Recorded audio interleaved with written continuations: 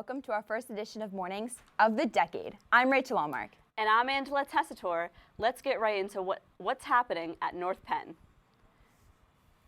Every 4 years, North Penn holds a mock convention. The mock convention is a student-oriented event where students are given the chance to voice their opinions. The event has been going on since 1976 and is filled with speakers, candidates, debates, and an election. North Penn television reporter Sophie Collins has more. Every 4 years, North Penn High School holds a simulated convention to represent the upcoming presidential election. It's a North Penn tradition that dates back to 1976, and it's really important that students learn all those other things, the science, the math, the English, the technology stuff, because that's going to open doors for them. But when they leave here, they're going to be an adult, and they have a responsibility to be an active participant in politics. And today the students get to be the voice on issues and the voice on who the candidate should be. That's why it's important. Completely. But on a more moderate level, a lot of people just want to make it a lot harder to get. But think about this. It's nice for students because normally we just sit in class and we learn about it, but we don't get to apply it. So in the convention, we get to apply what we're learning and experience it. Hundreds of students of all 3 grades gathered in the auditorium to discuss many political issues that face our country today.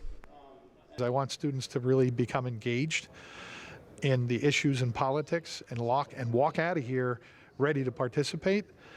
And every time we've done this, after the convention for weeks and months, I hear kids in the hallways talking about politics. And that makes me feel wonderful. Reporting for North Penn News, I'm Sophie Collins. In the afternoon, students heard from the different campaign managers as they gave speeches in an effort to convince the audience to vote for them.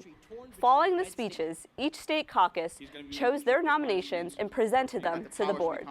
There was then a second round of voting where the top candidates were the only ones who could be voted. In the end, students selected Andrew Yang to be their Democratic nominee.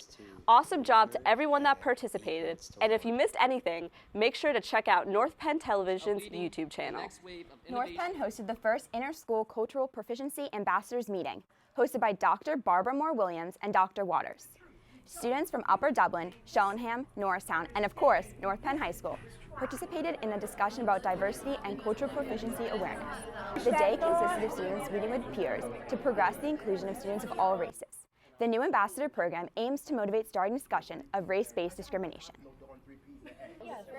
Back with his first question of the new year, and the winner of this week's challenge will win this North Penn sticker.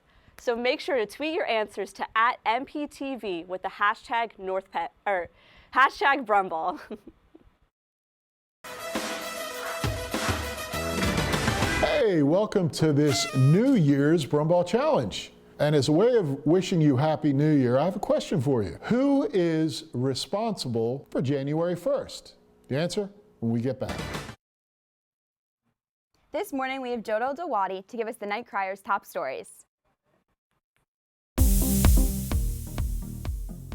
Good morning, North Penn. I'm Jojo Dalwadi, here to present the first Night Crier update of the decade.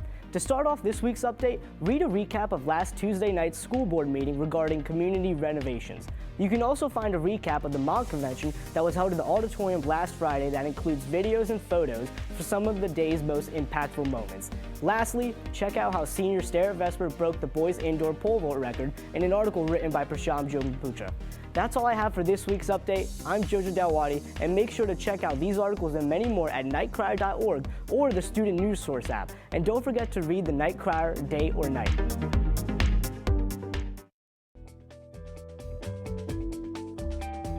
Joining us in the studio this week is Abby Peters here to give us this week's lowdown. How you doing this morning, Abby?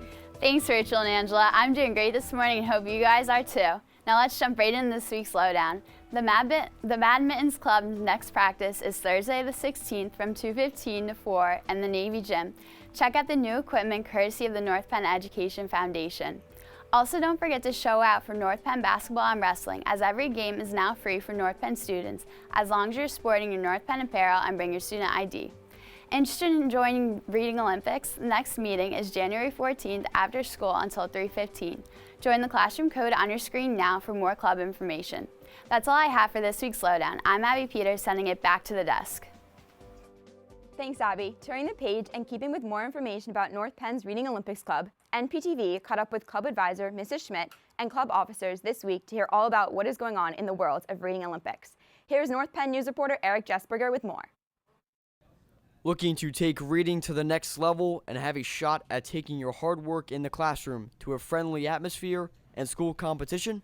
North Penn High School's Reading Olympics is your answer. Reading Olympics is a student group that meets twice a month at the high school, and we certainly focus on reading lots of great titles. The titles are chosen for us by the county, but it's less about the reading and it is more about the camaraderie. Club information and meeting dates are posted around our school's hallways right now, as the door to the Reading Olympics Club is always open to new members. So Reading Olympics is just a club where you can read and just socialize with your friends, and you get to try out new things with these books because there are all sorts of genres that you normally won't read in English class, like nonfiction or even different types of fiction.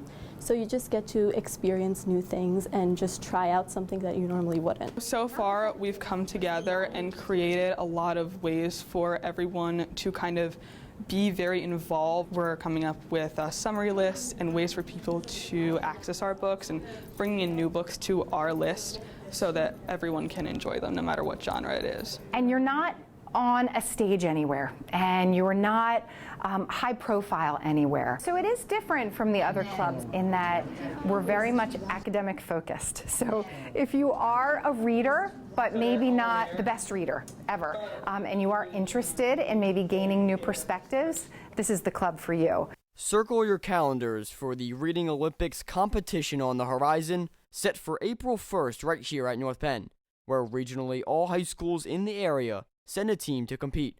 But the true benefit of the club is much more. If they just have the time to come in and be brave enough to meet new people, I think that's what the best thing they'll get out of it.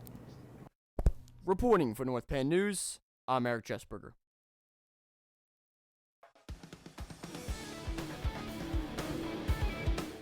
We have Prasham in the studio this week, ready to dish out the latest on everything North Penn sports. How are you doing this morning, Prasham? I'm doing great.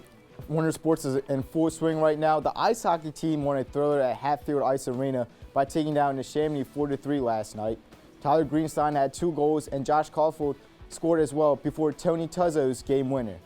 The bowling team split sweeps on Wednesday with the boys winning 4-0 and the girls losing 4-0 against the Hatters of Hatboro Horsham.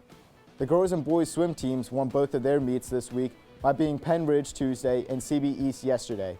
The basketball teams both played CB West on Tuesday, and the girls lost at home 57-45, while the guys lost 43-42 at West. They will look to turn their fortunes around as both teams play tonight at 7 o'clock against the Central Bucks South Titans. It's a home game for the girls, so come support your Knights by coming to the game. It is a whiteout. And that's all I have for the sports update, and let's send it back to the desk. Thanks, Prasham.